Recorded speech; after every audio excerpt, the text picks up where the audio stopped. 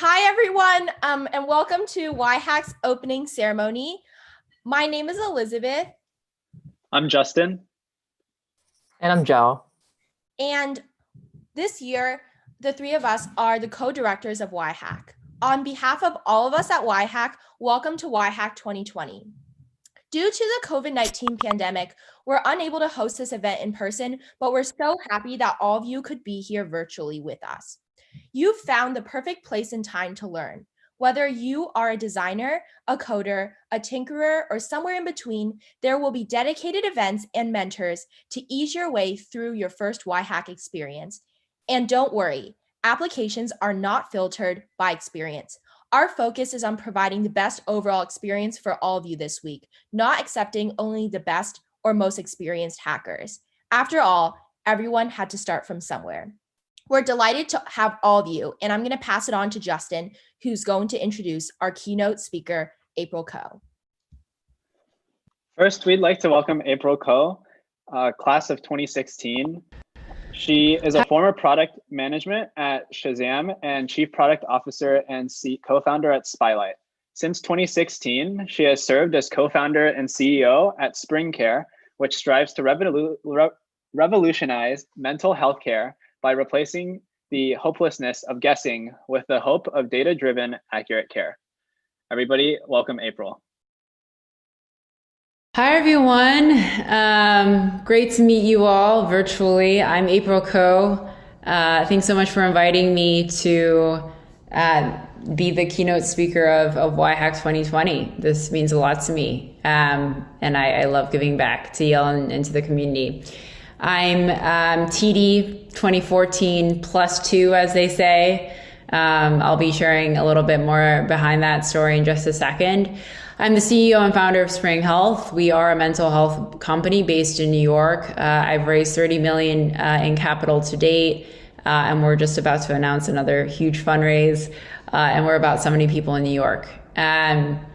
So it's a delight to be here. I am one of those people who founded 2 companies while in school. So if you have any aspirations to do that, or any aspirations to build products while you're in school, come talk to me. It seems like that's the theme of my life. But going into a little bit of background on me and my story. I started Yale thinking I'd be an English major. I really liked writing, and I thought I wanted to be a writer. That dream died quickly. And I quickly learned that I wanted to actually be a sociology major this time. And not only that, I wanted to be like a sociology academic. But then I got turned on to coding. And I quickly realized that actually building a startup and academia are very similar, in that both are very open-ended lifestyles, where there are high amounts of ambiguity, where you kind of doggedly focus on one big, massive problem. It's a highly independent lifestyle, but I liked the pace of startups much more, and so I kind of got the startup bug pretty early on. And so I started Spylight, my first company, with a few other Yalees. I was one of the technical founders. I was the chief product officer, and we helped people buy the clothes that they saw on TV. And so if you saw a dress on New Girl or shoes that you liked on New Girl, you would be able to with a click of a button, buy those shoes and dress or whatever on our app. And we had some cool partnerships with studios in LA. And so, I dropped out of school for a few years to work on that project. And we're in LA, we raised some venture capital, and it was a wild ride. It was awesome, just building that company with a few of our friends. And ultimately that company got acquired. I went back to school. I had 1 year left. And by the way, I didn't think that, finishing school would be that gratifying, having, had an amazing adventure, dropping out and doing a startup. But I will say, graduating it does feel like an accomplishment. So I'm glad that I went back. But I went back to school. I had 1 year left. And this time around, I knew I wanted to start another company. I knew I wanted to do something for the next few decades of my life. So I wanted to go big into a big problem that I was very passionate about. And the only thing that I cared about that much was fixing mental health care. 50% of Yaleys go through Yale Mental Health before they graduate. I was one of those Yaleys. And I struggled for a bit. And so I know firsthand just how broken mental health care is. Even at Yale, where we're super privileged to have, pretty good access to high quality care.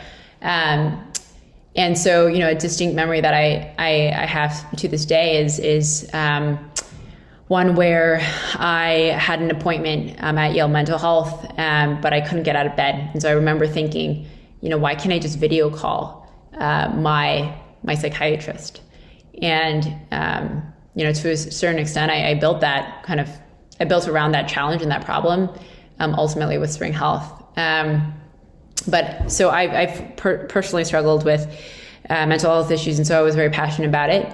But my best friend and roommate also at Yale struggled very severely with her eating disorder. And I watched her go through 4 different providers, 7 different drugs. I watched her go in and out of the hospital.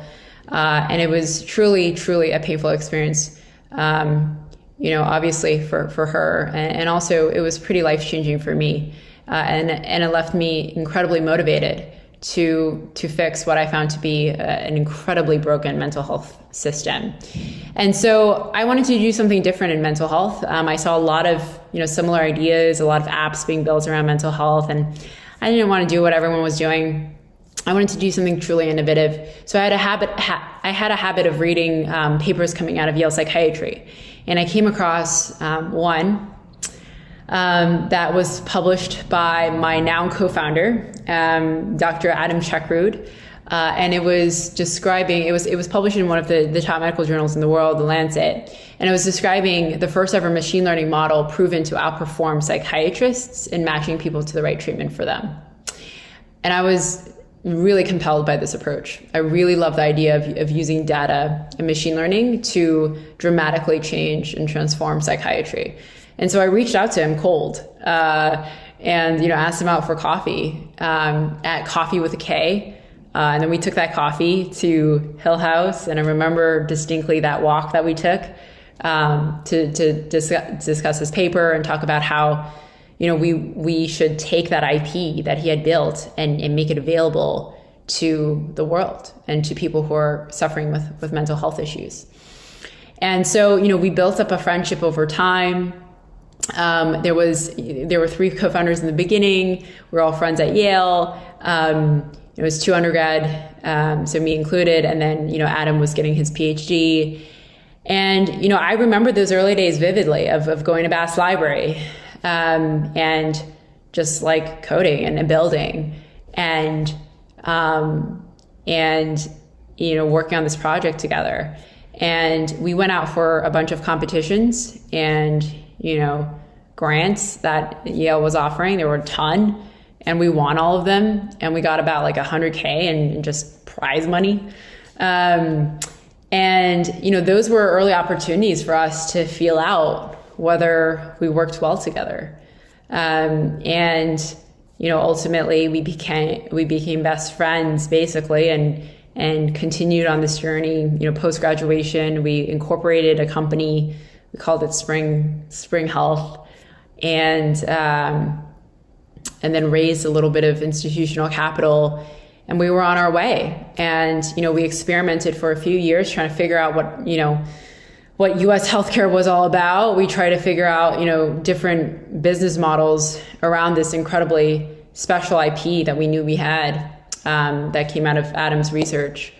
Ultimately, after a lot of experimentation and a lot of failures and a lot of grief, we ended up with really beautiful product market fit within the employer market. And we since, blown up. We've raised a ton of money around that idea and grown so much as a company, as an employee mental health benefit. So that's a little bit about my story. There are a few things that I did want to share just based on my own experiences, that I think are relevant to you all at YHack. So one is classes and grades are so secondary to building friendships, lasting friendships at Yale, and to building shit with your friends. You have the highest density that you will ever encounter of talents, smarts, and passion right now. Right now at YHack, you have the highest density of passion and smarts that you will ever experience. When you go out into the real world, it becomes a lot more diluted. And so take advantage of that. You're surrounded by incredible people right now. And that is the value of Yale, of college, of these hackathons. And I don't think I even internalized that when I was in school. And I spent a lot of my time building products while I was at school. The second thing that I wanted to say was COVID's weird. It's a weird time. You shouldn't be out in close physical contact with people right now. You should use this time to build stuff. If I were you, if I were in your shoes, I don't even know if I'd be enrolled back at Yale. I would probably just take time off and build products with your friends, right? Build products alone. Build things that you think can change the world. The third thing that I wanted to say was build for good. Don't build things that are just cool and because you think that they'll make you money and make you famous. My first company was an e-commerce company. It wasn't super mission driven. It was, helping people buy clothes. It wasn't very inspiring. Today, I change and save lives. We at Spring Health change and save lives through our mental health solution. And we are building the future of mental health care. And it is a night and day difference in the energy that I bring to the work and in the fulfillment that I feel in the work that I do. So, this is a little cliche and a little bit, I don't know, corny, but build for good. Try to build things that you think will help people's lives. And then the final thing that I want to say is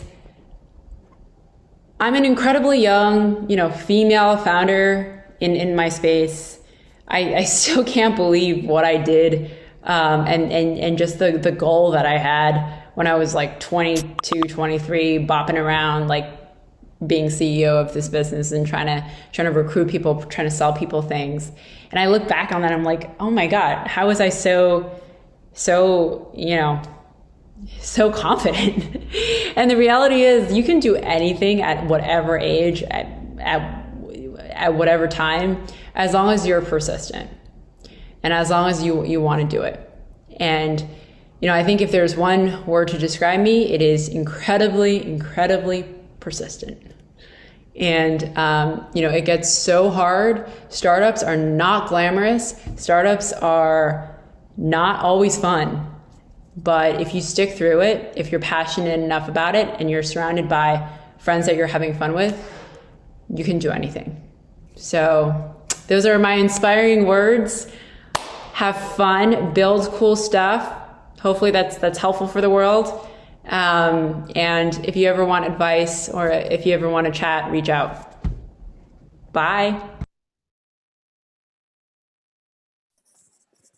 Thank you, April, for those inspiring words. It was awesome to hear about your path to Spring Health and your interesting advice given the pandemic. I'm going to hand it off to Zhao to go through some event logistics before we move on to our next keynote speaker. Yep. Thank you, Justin and April. So going off on that, we start talking about event logistics and exactly what April talked about, building stuff at YHack. So first of all, we welcome everyone, as I think this is mentioned before, whether this is your first hackathon or if you have been to multiple hackathons in the past. You probably already know this, but the main concept and the motivation of hackathon is to build stuff, to learn, to make new friends, and to essentially do things that you wouldn't be able to do like brainstorm and build something new that you wouldn't be able to do otherwise. Yeah, so you can find out more information on yhack.org as well. And I want to highlight in particular attention to the fact that obviously this year we're doing a virtual hackathon. So obviously there are some there's some disadvantages to doing this. For example, we lack all the food and snacks that you get at a normal hackathon. Maybe some atmosphere is lacking. But then again, this allows us to have a lot of positive advantages as well.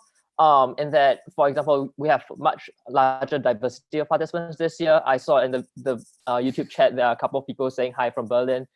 We definitely have people from all over the world today, compared to past years where I think most of our participants pool was from the East Coast of the US. And of course, you can also hack from the comfort of your room. You don't have to sleep on air mattresses at Yale's premises. You could sleep at home. And the next thing I want to talk about is the fact that we have extended YHack to a week-long instead of a weekend event. And this is primarily because we're no longer limited by the physical constraints or limitations of having to get people to come down over a weekend to Yale itself. What we hope to achieve by this is that people will be able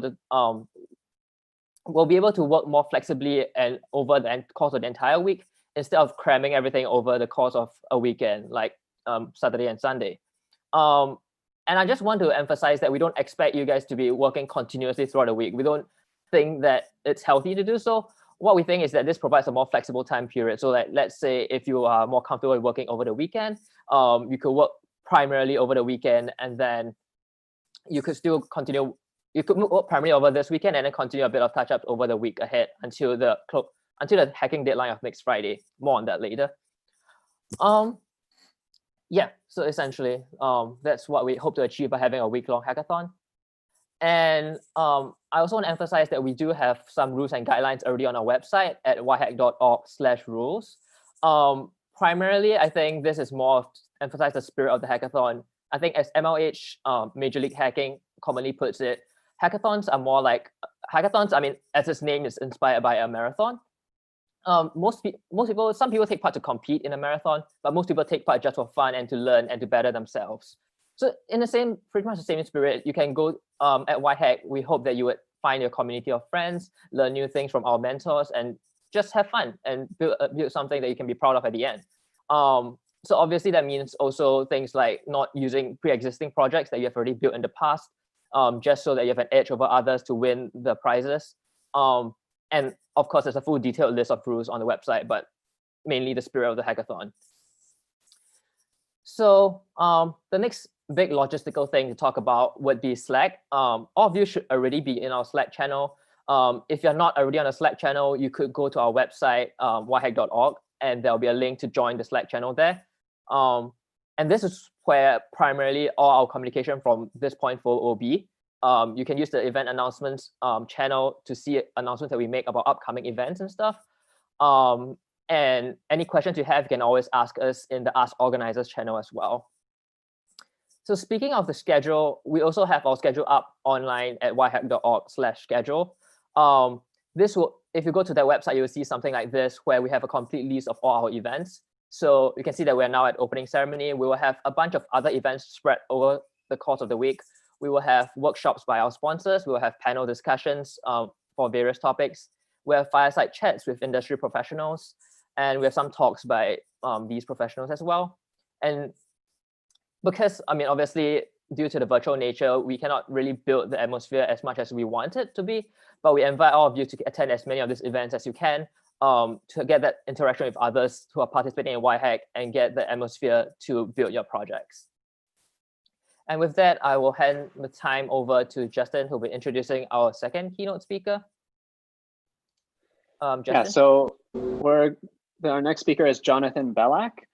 He holds a Bachelor of Arts from Yale 1994 and Masters of Business Administration from NYU in 2004.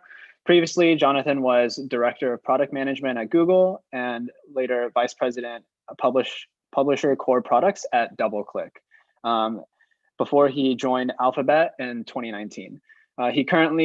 In his current role, he strives to make people safer with Google's counter abuse technology team. And at work, he loves to grill and read comic books. Everybody, welcome Jonathan.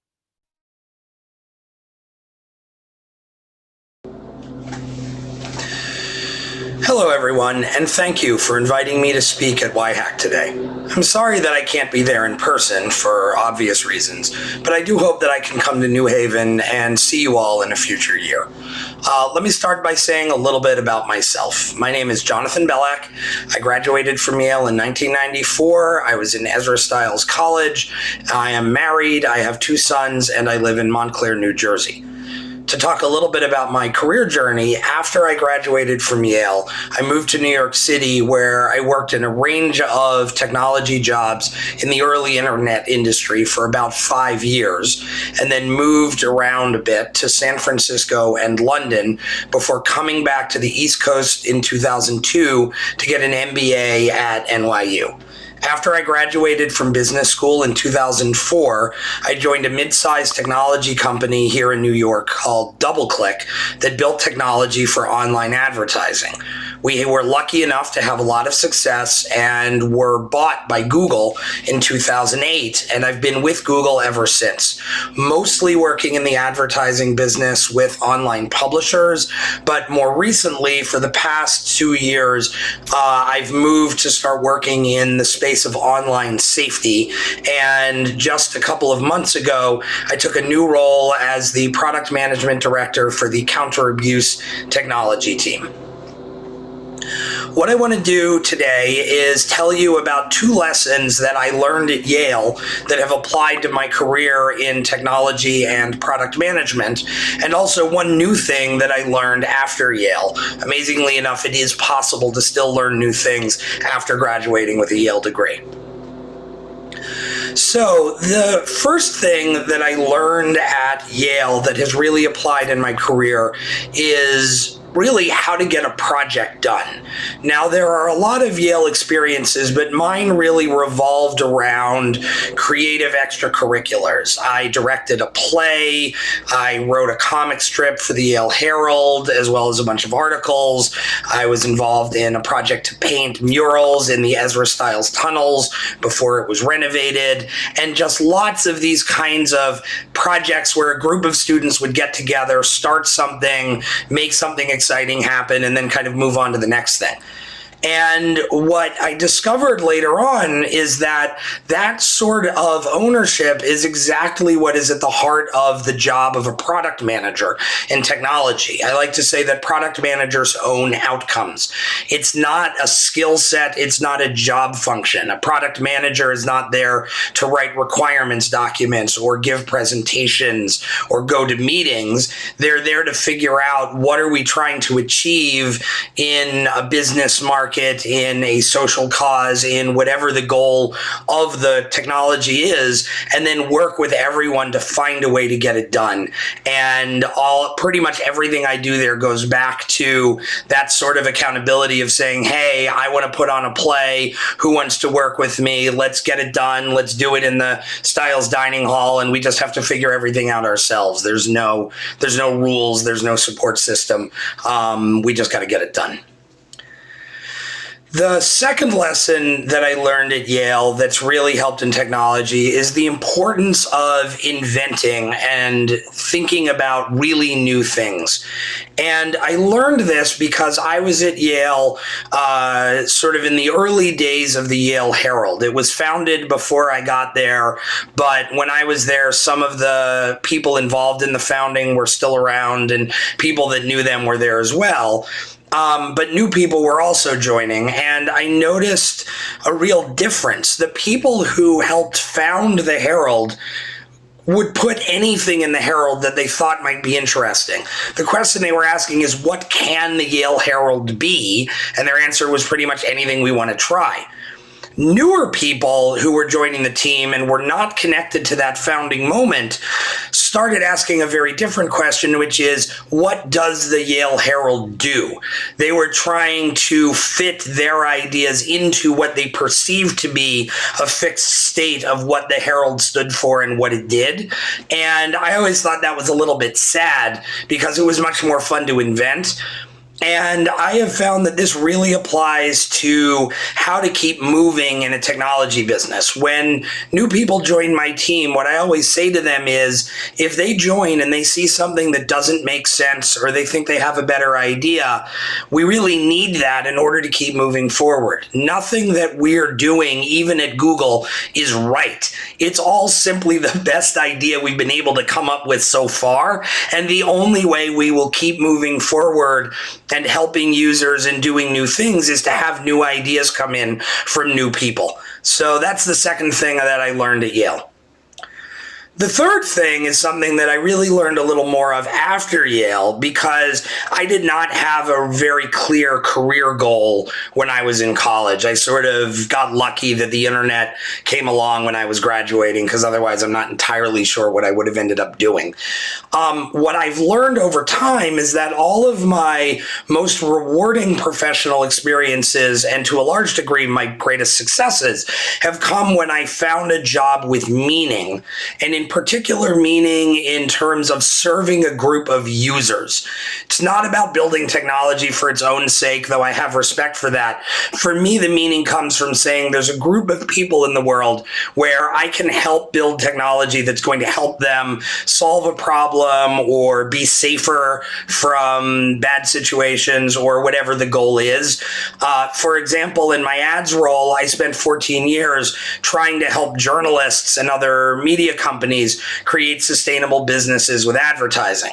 And my time with the Yale Herald, and even in high school and middle school, I worked on my school papers, meant that I felt a real connection to trying to help journalism survive. And I love my current job because now my whole job is about trying to help people be safer from various kinds of online abuse, whether it's harassment or phishing or malware, or trying to help kids safe in this unbelievable world we live in. For those of you that are sufficiently nerdy and interested in old movies, I like to think of the movie Tron, where he's constantly saying, "I fight for the user," and that's sort of what gives me meaning in what I'm doing. And I would encourage you to seek out that kind of meaning yourselves. It is possible. It doesn't have to be an either-or choice. So, in conclusion, I also wanted to point out that I've just been attempting to stealthily give you some thoughts for your hackathon. The first is to focus on your outcome. Activity isn't impact. I really encourage you to measure your ambitions and think through what you're trying to do, so at the end of the hackathon, you have something to show. That you really think through how to plan out what's possible. You won't get everything right, but getting something all the way done, in my opinion, is going to be better than saying, well, we tried a lot of interesting technology and it just didn't quite come together at the end. The second thing, which I hope you already are believing, I would really encourage you, do something new. Don't limit yourself by what came before. Don't try to come up with an incremental improvement to social media or managing your school projects or something. A hackathon is your opportunity to come up with something that seems totally ridiculous and way off track and nobody's looked at before. Use that opportunity to try to really stretch and come up with something you think ought to exist. And then the last part is really build for real users.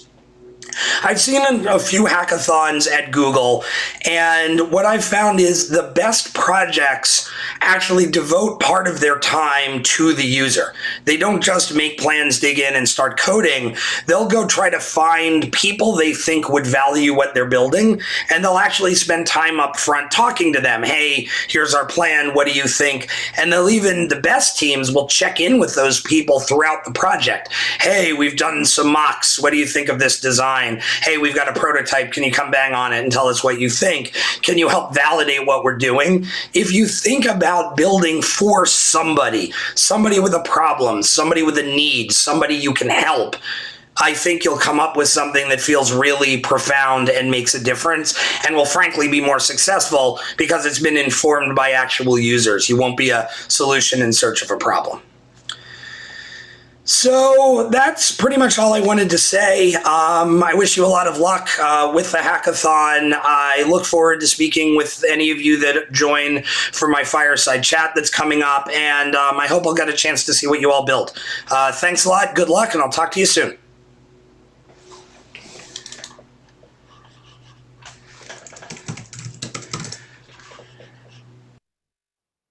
Thank you so much, Jonathan, for those very practical pieces of advice.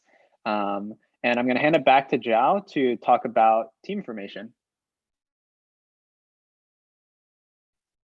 Yep. Thanks, Justin and Jonathan. So now let's talk about the more nitty-gritty stuff about how projects will be submitted, how you actually participate in this hackathon. Yeah. So the first thing we talk about is team formation. I think as Justin has mentioned. So this year we have teams of 2 to 4. I think a couple of people have asked on the Slack channel so far about whether you can have teams more than 4 people. For the sake of consistency, we are limiting it to 2 to 4 people. So also not to worry if you haven't found a team yet. We do have a team formation event coming up soon. And you can always make new friends on the Slack channel and find a new team to work with for this hackathon. And so with this team, you will be building a project over the course of YHack. And I think there was a question on the live chat and on YouTube about the sponsored challenges as well. These have just been released, I think maybe like after the start of this opening ceremony. And these will be on yhack2020.devpost.com. And this is also linked on our website and will be also linked on our Slack channel. So just be sure to take note of those. Yeah, and then you can take a look. So these more on those later because we will have our sponsors talking about the challenges later in the next slides. And these will be the challenges that you can focus on. So as a broad overview of how these look, essentially we have about 10 challenges from the various sponsors. What will happen is that you can choose any one of them to work on. And then there'll be a prize associated with each challenge, and this will all be specified on the dev post. Apart from these challenges, there will also be an overall prize, whereby we will just judge all of the projects together in one pool, and we'll choose the best project for those. We'll choose the top 5 projects for those, and those will be presented live at the closing ceremony, and then we'll pick the winner from those to get the overall prize and be deemed the winner of YHack 2020. So you may be wondering about project submission, which is the next thing, as to how we're going to submit projects and how you're going to judge projects in this new virtual format. So for project submission, instead of doing the normal science fair judging that we do for normal traditional in-person hackathons, because this will be quite logistically difficult to do, what we're doing is that you'll find this on our schedule, that hacking will close on Friday, November the 13th. And then you'll submit a video demo of 5 to 8 minutes onto our dev post website, essentially drop a link onto our dev post saying like what team you worked with, what's your project, and the link to your demo. And we will send these demos out to our judges who will judge these submissions over the course of 24 hours. So by Saturday, November 14th, which is the last day of YHack, we would have the results of the winners of each sponsored category, as well as the top 5 finalists, as I've mentioned. And then there will be the closing ceremony where there'll be a panel of live judges, and the top 5 teams overall will present at the closing ceremony on next Saturday, like 1 week from now. And then we'll crown the overall winner of YHack then. Yeah, so that's about it for like the nitty-gritty of how projects are going to be done, how team formation is going to be done. You'll find the actual challenges on dev post, and you can always ask us any questions or ask the sponsors any questions, again, on the Slack. And with that, we segue into talking about the sponsors. So we thank all our sponsors and affiliates so far for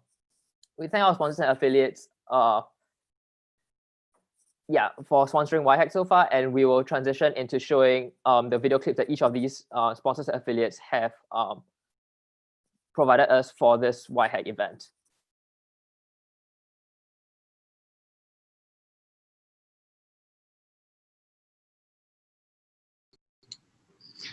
Hey there, my name's Anthony. I'm with Digital Asset. We are very, very excited to be joining YHack for the first time ever. I've looked at some of the previous year's projects and just been continually impressed with everything that everybody's accomplished at these. I'm really, really excited to see what comes out of this year. On our side at Digital Asset, we produce a programming language and tech stack called DAML, and DAML essentially allows multiple parties to participate in completed computation. And what we mean by that in less technical terms is that when it comes right down to it, every service, every website, every app that exists today, for the most part, is controlled and run by a single entity. And we want to change that, allow a much more democratic, much more open type of atmosphere where multiple parties are actually responsible for the operation of these services. So that's STAML. It's a functional programming language. So if you're interested in either that idea or functional languages in general, I definitely recommend you check it out. And yes, go ahead and build whatever website or application you want in STAML. Thank you.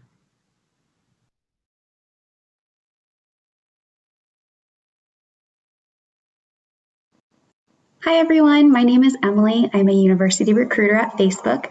I just wanted to take a moment to welcome you all to this year's YHack. We're super excited to be participating again this year. Before I have the rest of my team introduce themselves, I did just want to take a moment to share our challenge for this year.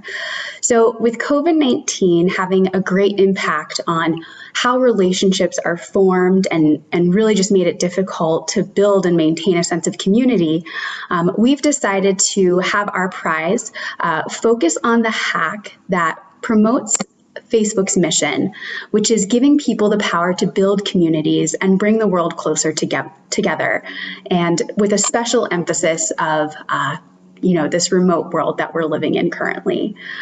So the winners of this hack, each team member will receive a portal, and yeah, good luck. And here's the rest of the team.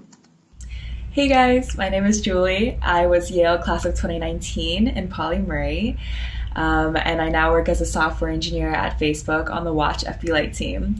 And I can't wait to get this week started and to work and meet with you all soon. Hi, I'm Kat. I graduated in 2018 and I've been working at Facebook for 2 years now on the FB Lite creation team.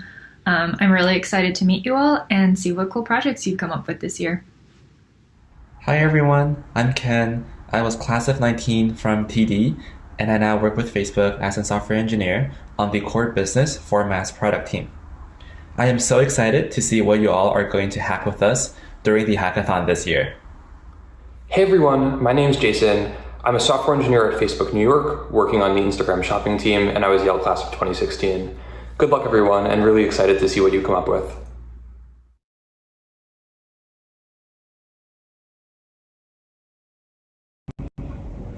Hey everyone. Here at Ripple Match, we use AI and machine learning to help students connect with internships and job opportunities. Once you create a free account, we start sending over matches. These matches are basically opportunities that are a good fit for your profile. On average, 50% of the applications completed on our platform result in an interview request from that company's recruiter. Our challenge for this year's YHack is the best hack that connects college students that are actively looking for jobs or internships. Good luck.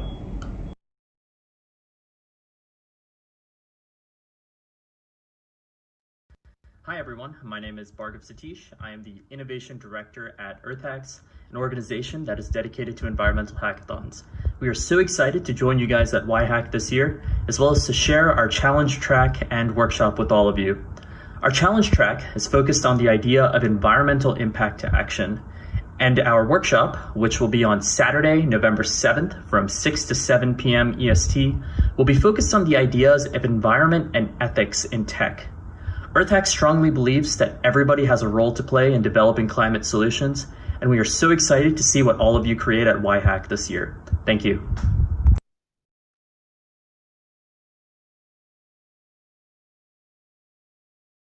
Hey everyone, we're Echo AR, a cloud platform for augmented reality, virtual reality, and 3D applications. We provide tools and network infrastructure for developers to quickly build and deploy AR/VR apps. Let's level set here. Virtual reality is when everything around you is digital. Your vision is occluded and you're fully immersed in a completely virtual environment. In augmented reality, you still see the real world through glasses or the camera, and the digital assets overlay the real environment around you. A classic example of it is the movie Space Jam, in which Michael Jordan goes to Looney Town to interact with cartoons in a fully animated world. Later in the movie, we see a perfect example of AR, when the Looney Tunes visit the real world to play basketball together with Jordan and Bill Murray. Actual examples of AR/VR are Pokemon Go, where users interact with digital monsters in the real world, and Beat Saber, where players listen to music in a fully digital space. We help developers build 3D applications and experiences and allow them to skip the pain of managing and delivering 3D data. Echo AR allows you to build countless examples of AR and VR, such as interior design, healthcare, retail, data visualization, games, and so much more. Here's how it works. You can upload any 3D model, video, or image. We build, convert, and compress it. And then we deliver it to mobile devices, browsers, cameras, headsets everywhere on the planet. We support Android, iOS, Magically, Pollens, Unity, and more. Developers can choose any platform to build on, and content creators can use the console to drag and drop assets. We will build, store, and deliver them to any device out there. We're backed by world-renowned investors and features at top tech events. We're so excited to sponsor the hackathon and award a prize to the best team building AR/VR apps with Echo AR's technology. We're happy to announce that every hackathon participant will get free access to our premium plan, so use the special link provided by the organizers to register. Good luck, everyone. Can't wait to see what amazing AR/VR projects you're going to build.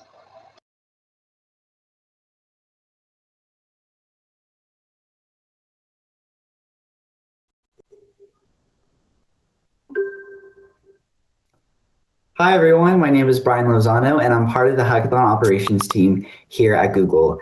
Our challenge this weekend at YHacks is about Google Cloud. Cloud. So I'm pretty sure you guys are wondering, what is cloud? Cloud is getting things done using someone else's computer. So when you're using Google Cloud lets you build, host applications, websites, store data, analyze data, all on Google's highly scalable and reliable computing infrastructure. Some of our popular products are App Engine, which help deploy web apps, mobile backends to the cloud, Firebase, mobile development platforms featuring the real-time databases, and also databases, Cloud Firestore, Cloud SQL, and Cloud Storage. We also have the Google Maps platform, which gives you a variety of multiple APIs. So we have the Maps API, Routes APIs, Places APIs as well. That's a lot of APIs.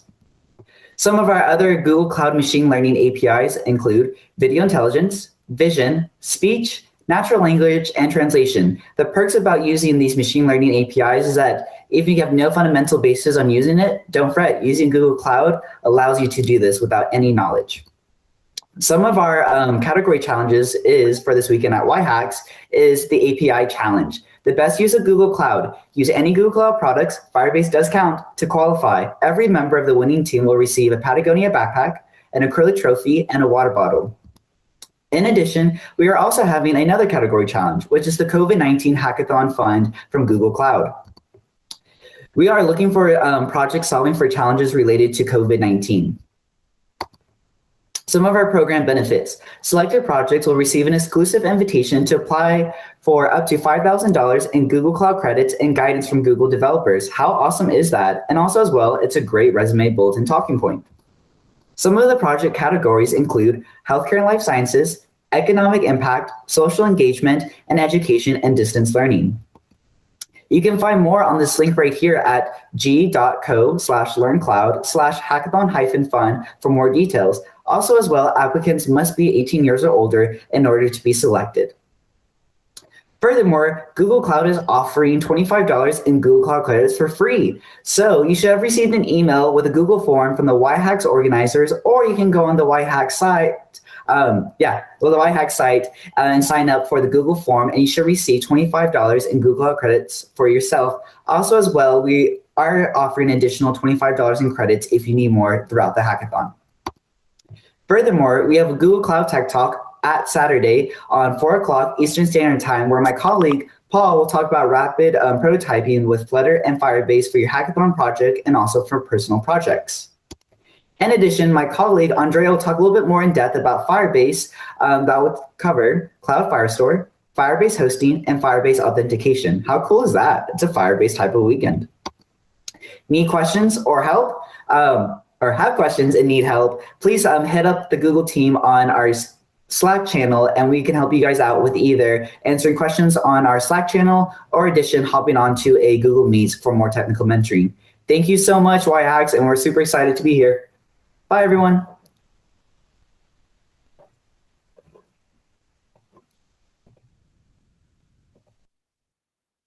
Yeah, we'd like to thank all of our sponsors. We could not have operated YHack without you guys. We hope you guys as hackers are inspired and excited to work on exciting problems this coming week.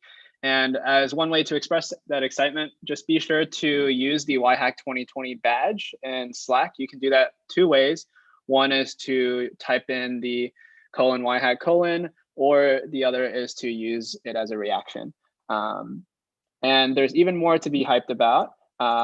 We will be having t-shirts available for anyone who submits a project by the Friday deadline, which Jia will talk more about now, along with the raffle.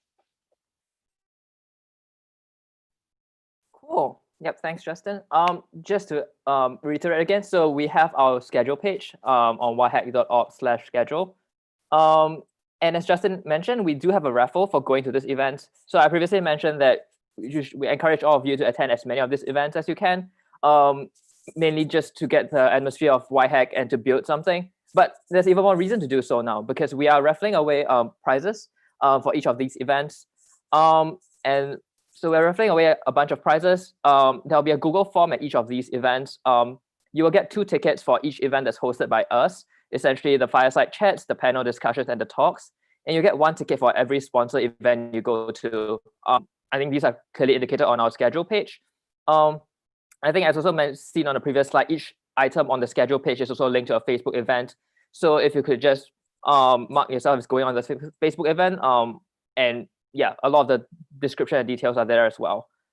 And then as a quick note as well, these raffles will be the raffle winners will be picked live at the closing ceremony, and you'll only be able to win these items at the closing ceremony if you're present live at the closing ceremony. We'll probably be using the YouTube live chat feature for this, so just make sure that you're there if you want a chance to win some of these items, and attend as many of the events as you can, so that you have a greater chance of doing so. And now I think I'll pass it back to Justin for some final notes before we end the closing ceremony. Yeah, so thank you, Zhao, for those details. We wanted to remind you of a couple things. First of all, there is a Getting Started page at yhack.org/getting started. We encourage you to look there for some tips on if it's your first hackathon or just some general resources that we think might be helpful. Second, we want to reiterate that there is a team formation event happening right after or in an hour or so. The links and the Zoom link and details are available at yhack.org/schedule. We will be using Glimpse, a very interesting piece of software, and so we encourage you to attend if you haven't found a team yet. Lastly, if you have questions and are wondering where to ask that, please Slack us in the #AskOrganizers channel. That's all the final notes that we wanted to share with you all, and so we look forward to seeing you at team formation. Thanks, everyone.